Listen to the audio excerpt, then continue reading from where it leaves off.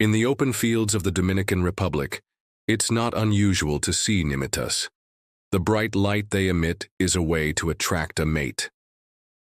According to popular belief, the nimitas are the souls of the deceased who protect their living loved ones. Their glow reminds the living that they are still present and will always watch over them. But how did these fireflies come into existence? Let's begin at the start with a tale from the very beginning.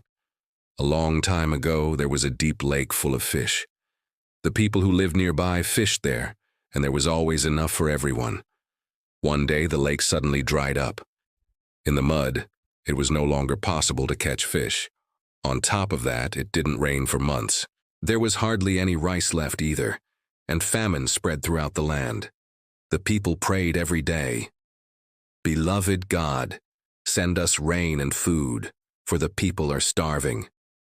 Then, on a dark day, the God decided to answer their prayers. Suddenly, they saw golden rain falling from the sky. It looked like a golden chariot, and the people panicked.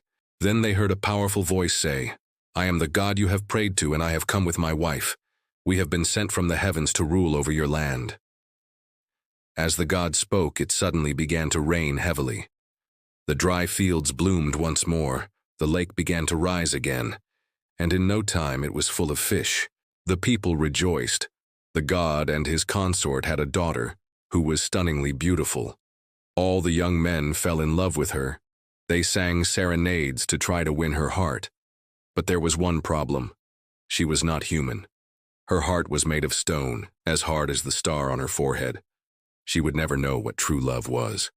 One day an old woman came to the king's palace. She wept and said she had terrible news for the God. She had seen their fate in a dream. Warriors would come with great violence, and the only solution would be for their daughter to marry one of the men from their land, so he could become the leader of their army. The God begged his daughter to marry one of the men, but she could not understand. Her heart was stone. In despair, the God grabbed his sword and said to his daughter, "Listen to me or you will perish." But there was nothing that could touch her heart. The God was blinded by rage. Fearing the old woman's prophecy, he raised his sword. He wanted to shatter the star on her head. He brought the blade down hard.